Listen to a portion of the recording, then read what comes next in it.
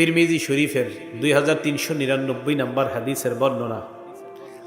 এই হাদিসের মধ্যে আসছে عن أبي هريرة رضي الله تعالى عنه قال قال رسول الله صلى الله عليه وسلم। আচ্ছা, হাদিসের অনুবাদটা পরে কই, আগে আপনাদের এলাকায় কিছু লোক আছেন আপনারা এরকম খালি বলেন আর বললেন না, বিপদ আপদ যায় না, লেগেই থাকে, বলি না কথাটা। এটা না বলে একটু ধৈর্য ধরেন, যেহেতু আপনি বললেও তো এটা চলে যাচ্ছে না, এটা বলার পরে কি বিপদটা চলে গেছে? বললেন না। নবীজি কি বলে দেখেন, আপনি যদি না বইলে একটু ধৈর্য ধরেন, দেখা যায় যে আপনার জ্বর হয়েছে, ভালো হয়েছে না, আপনার বিবির জ্বর হয়েছে, বিবি ভালো হয়েছে, মেয়েটার জ্বর হয়েছে, মেয়েটা ভালো হয়েছে, ছেলেটার হয়েছে, এরকম হয় কিনা অনেক সময়। তখন আইসা বলেন আর বললেন না, ঘরের সবাই অসুস্থ, বিপদ লেগে আছে, এটা বললেন না। নবীজি কি বলে দেখেন, আপনি যদি এটা না বইলে একটু ধৈর্য ধরেন। তিরমিজি শরীফের 2399 নম্বর হাদিসটা শুনেন। আন আবি হুরায়রা রাদিয়াল্লাহু তাআলা আনহু قال قال رسول الله صلى الله عليه وسلم। আবু হুরায়রা রাদিয়াল্লাহু তাআলা আনহুর বর্ণনা, আল্লাহ নবী বলেন মা ইয়াজালুল বালাউ বিল মুমিনি ওয়াল মুমিনা। কোন ঈমানদার নারী পুরুষের যদি বিপদ লেগেই থাকে, সব সময় বিপদ যদি লেগেই থাকে, ফি নাফসিহি, হতে পারে বিপদটা তার নিজের বিপদ, আও ওয়ালাদিহি, অথবা তার সন্তান দিয়ে কোনো বিপদ, ওয়া মালিহি, অথবা তার সম্পদের কোনো বিপদ। নবীজি বলেন মুসলমান ঈমানদার নারী পুরুষের বিপদ যদি তার নিজের অথবা সন্তান অথবা মালের মধ্যে সর্বদা বিপদ লেগেই থাকে, হাত্তা ইয়ালকাল্লাহ ওয়া মা আলাইহি খাতিআ, ওই ঈমানদার নারী পুরুষ আল্লাহর সাথে এমন অবস্থায় সাক্ষাৎ করবে তার জীবনে একটা গুনাহ থাকবে না। কাউরে কইেন না যে বিপদ লেগেই থাকে, এটা না বললে একটু ধৈর্য ধরেন। কেন বলছি? এটা বললে তো আর আপনার বিপদ চলে যাচ্ছে না, যেখানে বলা দরকার সেখানে বলেন, আর বাস ধৈর্য ধরেন। আল্লাহ বুঝার তৌফিক দান করেন।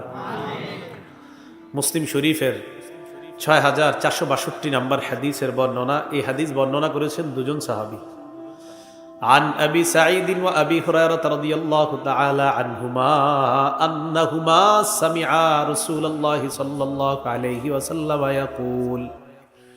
নবীজির দুইজন বিখ্যাত সাহাবা আবু সাঈদ এবং আবু হুরায়রা রাদিয়াল্লাহু তাআলা আনহুমার বর্ণনা, তারা দুইজন আল্লাহর নবীকে বলতে শুনলেন মা ইউসিবুল মুমিনা মিন ওয়াসাবিন ওয়ালা নাসাবিন ওয়ালা সাকাবিন ওয়ালা হাজান। দেখেন কি কয়, কোন মুমিনের জীবনে যদি দুঃখ, কষ্ট, বালা, মুসিবত, রোগ, বিমারি কোন মুমিনের জীবনে আসে, হাত্তাল হাম ইউহাম্মুহু, এমনকি তার জীবনে কোনো পেরেশান, মনে করেন আসরের নামাজ পড়লেন, পড়ার পর হঠাৎ আপনার কানে একটা সংবাদ আসার পর আপনি একটু পেরেশানির মধ্যে পড়ে গেলেন, একটু পেরেশানির মধ্যে আপনি পড়ে গেছেন, সামান্য একটু পেরেশানি আপনার লাগতেছে আর কি, এমন মনে হলো আপনার যে কেমন জানি একটু পেরেশানি লাগতেছে। তো এরকম যদি আপনার হয়, নবীজি সাল্লাল্লাহু আলাইহি ওয়াসাল্লাম বলেন এই যে মুমিনের জীবনে বিপদ আপদ, দুঃখ, কষ্ট লেগেই থাকে আর সামান্য একটু পেরেশানি, এই পেরেশানির কারণেও এই ঈমানদারের মর্যাদা বেড়ে যায়, গুনাহ মাফ হয়ে যায়, মরণের পর সহজে আল্লাহর জান্নাত লাভ করা যায়। মোট কথা, দুঃখ, কষ্ট, পেরেশানি, এমনকি মুমিন যদি হঠাৎ একটু চিন্তায় পড়ে যায়, আমি এটা কি করলাম, ঠিক করি নাই, সামান্য একটু মুহূর্ত আপনি একটু আপনার ভাবনার মধ্যে আপনি পড়ে গেলেন, এই মুহূর্তটাতেও আল্লাহ আপনার গুনাহ মাফ করে আপনার মর্যাদা বাড়ায়, আল্লাহ জান্নাতে আপনার ঠিকানা বানায়। মুমিন একটু চিন্তা করলো, কি হইল কথা, এরকম চিন্তা করলো, মুমিনের মর্যাদা বাড়ে। আল্লাহ বুঝার তৌফিক দান করেন। তো রাসূলুল্লাহ সাল্লাল্লাহু আলাইহি সাল্লামের হাদিস থেকে বুঝলাম মুমিনের জীবনে দুঃখ, কষ্ট, বালা, মুসিবত মর্যাদার কারণ, গুনাহ মাফের কারণ, পরকালে নাজাত পাওয়ার কারণ। কথা মনে থাকবে? আচ্ছা, তো আল্লাহ কি বললেন, আমি তোমাদেরকে পরীক্ষা করব কিছু ভয় দিয়ে, কিছু ক্ষুধা দিয়ে, সম্পদ হ্রাস করে, সন্তান হ্রাস করে। জন্মের সময় আপনার বিবি সন্তান জন্ম দেওয়ার সময় সন্তানটা মারা গেছে, হইতে পারে 1 বছর বয়সে মারা গেছে, 2 বছর বয়সে মারা গেছে, এরকম হয় কি না? আপনাদের একবার ছোট শিশু মারা যায় না? আচ্ছা, একজন তাবী, তার নাম আবু সিনান রহমতুল্লাহি আলাইহি, তিরমিজি শরীফের 61 নম্বর হাদিসের বর্ণনা এবং 1027 নম্বর হাদিসের বর্ণনা। এখানে আসছে আবু সিনান তিনি বলেন, দাফান্তু ইবনি সিনানান, আমি আমার সন্তান সিনানকে দাফন করলাম। বাবা সন্তানকে কবরের মধ্যে দাফন করছে। কথাটা বুঝেন, সন্তান বাপকে না, বাপ সন্তানকে। আমি আমার সন্তানকে কবরের মধ্যে দাফন করলাম।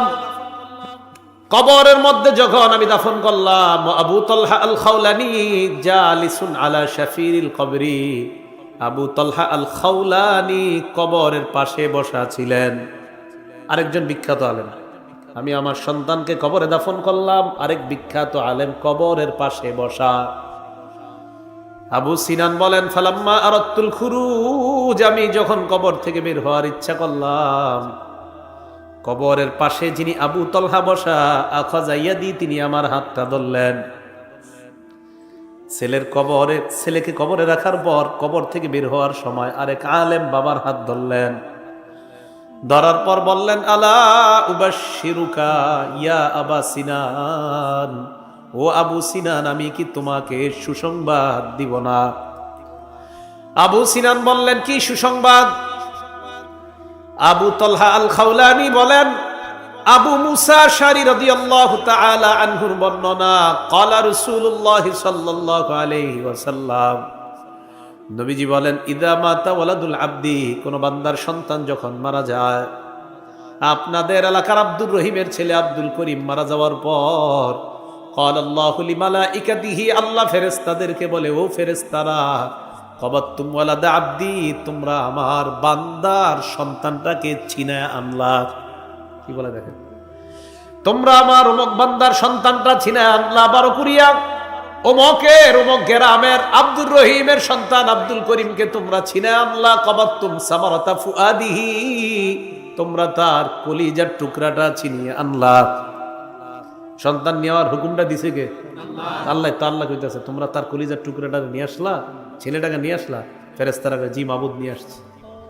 এখন আল্লাহ কি বলে দেখেন, আল্লাহ বলে, মাদা ক্বালা আবদি, আমার বান্দার ছেলে আমার বান্দার কলিজার টুকরাটা নিয়ে আসার পর আমার বান্দা কি বলতেছে একটু আমি জানতে চাই।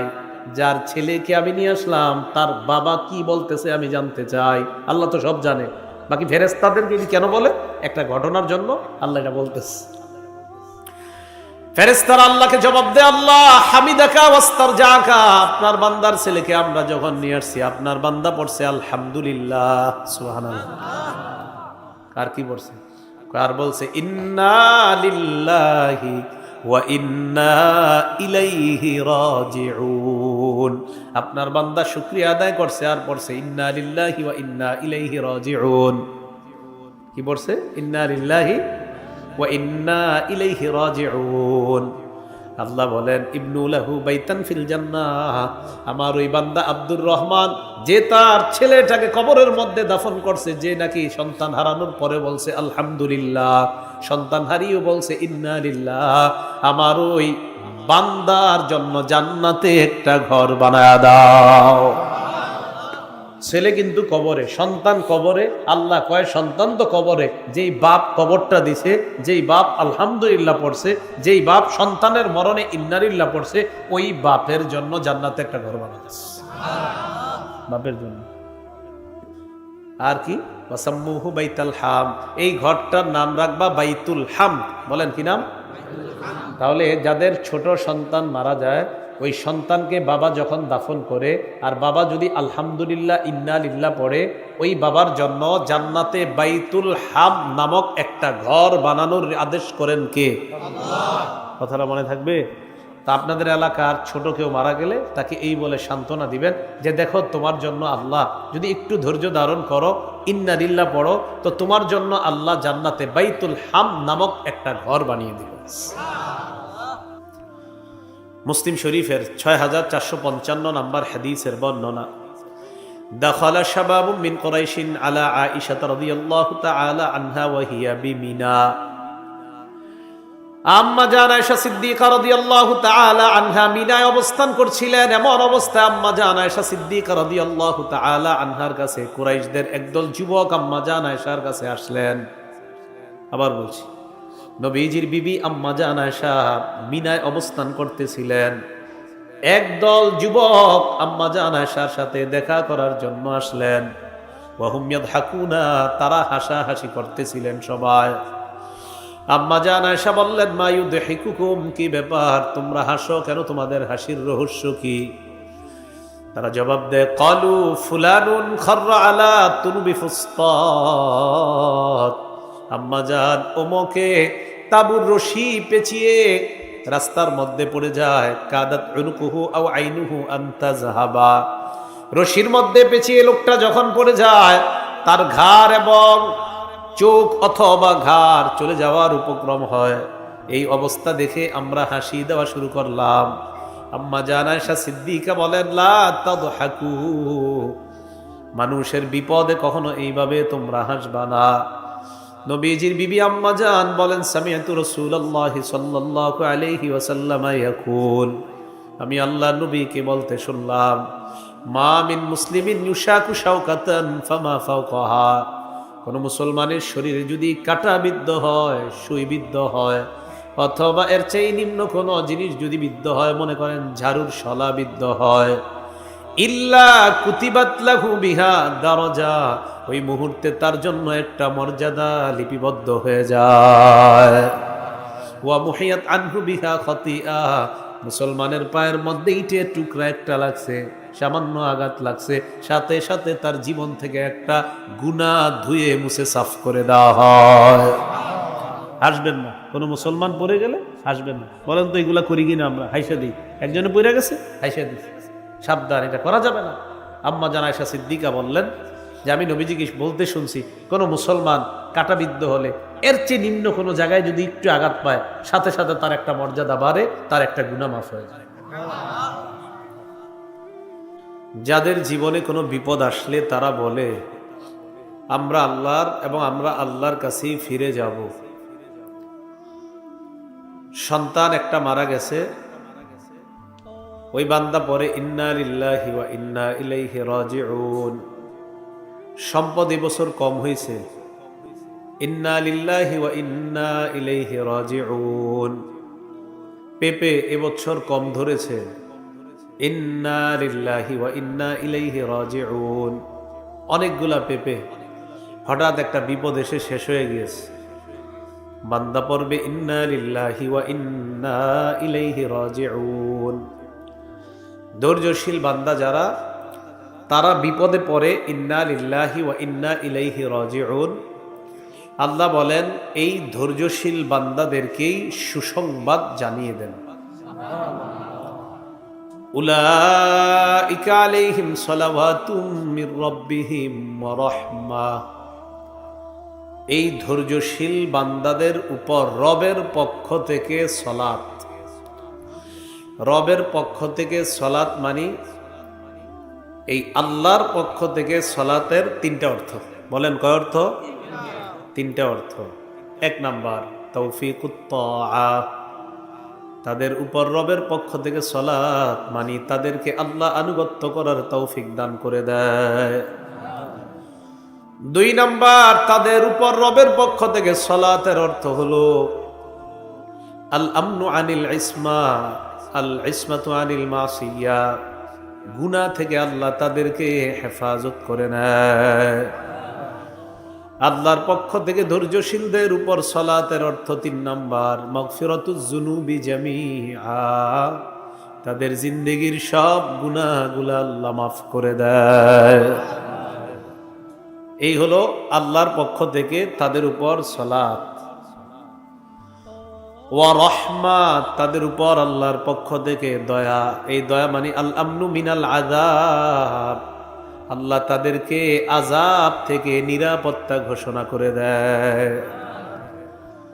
ওয়া উলাইকা হুমুল মুহতাদুন, আল্লাহ বলেন তারাই হেদায়েত প্রাপ্ত, তারাই সঠিক পথের মধ্যে আছে।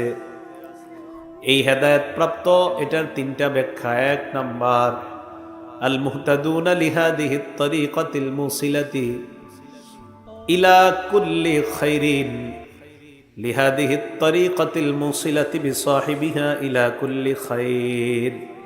যারা ধৈর্যশীল তারা এমন হেদায়েত প্রাপ্ত হয়ে যায়, ওই হেদায়েত তাদেরকে এমন রাস্তা দেখা দেয় যেই রাস্তা ওই ব্যক্তিকে সমস্ত কল্যাণ পর্যন্ত পৌঁছায় দেয়। দ্বিতীয় অর্থ, আল মুহতাদুনা ইলাল জান্নাহ আল ফাইজুনা বিসসাওয়াব। ধৈর্যশীল বান্দারা জান্নাতের রাস্তা পেয়ে যায় আর আল্লাহর পক্ষ থেকে ভরপুর সওয়াব অর্জন করে নেয়। 3 নাম্বার, আল মুহতাদুনা লিসাইরি মা নাজিমাহুম। হেদায়েত প্রাপ্ত বান্দা যারা, মানে ধৈর্যশীল বান্দা যারা, তাদের জন্য সমস্ত আবশ্যকীয় যত বিষয়গুলো আছে ওই বিষয় পালন তাদের জন্য আল্লাহ সহজ করে দেয়। সম্পদ কমবে, সন্তান কমবে, ফল ফলাদি কমবে, ফসল কমবে, আপনি ধৈর্যশীলতার পরিচয় দিয়ে আপনি আল্লাহর ধৈর্যশীল বান্দা হবেন, তো আল্লাহর পক্ষ থেকে আপনার জন্য সলাত, আপনার জন্য রহমত, আর আপনাকে আল্লাহ হেদায়েত প্রাপ্ত বান্দা বলে কোরআনের মধ্যে ঘোষণা করে দিয়েছে। বান্দার বিপদ আপদে গাছের পাতার মতো বান্দার গুনাহ ঝরে পড়ে যায়।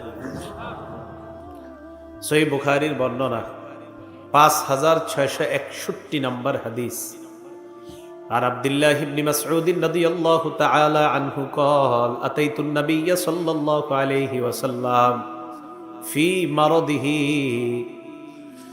আব্দুল্লাহ ইবনে মাসউদ রাদিয়াল্লাহু তাআলা আনহু বলেন, নবীজি অসুস্থ হয়ে গেলেন, আল্লাহ নবীকে আমি দেখতে আসলাম। অসুস্থ শরীরে আল্লাহ নবীকে আমি দেখতে আসলাম। নবীজির অসুস্থতার সময় আমি আল্লাহ নবীর কাছে আসলাম। ফামাসিস্তুহু, আল্লাহ নবীর শরীর মুবারকে হাত রাখলাম। রাখার পর দেখলাম হুয়া ইউআকু আকান শাদীদা, প্রচুর জ্বরাক্রান্ত, শরীরটা প্রচন্ড জ্বরে গরম তাপ বের হয়। নবীজির শরীরে প্রচুর জ্বর। আব্দুল্লাহ ইবনে মাসউদ রাদিয়াল্লাহু তাআলা আনহু আল্লাহ নবীকে বললেন, ইন্নাকা লাতুআকু আকান শাদীদা ওয়া যালিকা আন্না লাকা আজরাইন। ইয়া রাসূলুল্লাহ, শরীরে প্রচুর জ্বর, এই কারণে কি আপনার জন্য ডাবল সওয়াব? নবীজি জবাব দিলেন, আজাল, আমার এই প্রচুর জ্বরের কারণে আল্লাহ আমাকে দ্বিগুণ পুরস্কার দিবেন। এরপর আল্লাহ নবী বলেন, মা মিন মুসলিমিন ইউসিবুহু আযা ইল্লা হাত্তাত আনহু খাতায়া কামা তাহাত্তু ওয়ারাকুশ শাজার। কোন মুসলমান যখন কোনো বিপদে আক্রান্ত হয়, গাছের পাতা যেমন ঝরে পড়ে যায়, ওই মুসলমানের গুনাহগুলা গাছের পাতার মতো ঝরে পড়ে যায়। কোন বিপদে পড়ছেন আপনি, এই বিপদ, একটু মাথা ব্যথা হয়েছে আপনার, ধৈর্য ধারণ করছেন, জ্বর হয়েছে, ধৈর্য ধারণ করছেন। নবীজি সাল্লাল্লাহু আলাইহি সাল্লাম বলেন, আমার কোন মুসলমান উম্মত বিপদে ধৈর্য ধারণ যদি করে, তার উপর একটু বালা মুসিবত যখন আসে, এই বিপদের কারণে গাছের পাতার মতো তার গুনাহগুলা ঝরে পড়ে যায়। শুধু তাই না, আপনি একটা দৌড় দিছেন রাস্তায়, অনেক সময় রাস্তায় দৌড় দিলে পড়ে যান, হয় না? এটা কাঁটাবিদ্ধ হয়, এরকম হয় কিনা?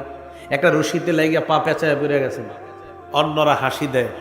বৃষ্টির দিনে পা পিছলে আপনি রাস্তায় পড়ে গেলে 3-4 জন আপনাকে দেখে হাসে। এই জাতীয় দৃশ্য আমাদের দেশে হয় কিনা? এটা করবেন না, হাদিসে নিষেধ আছে।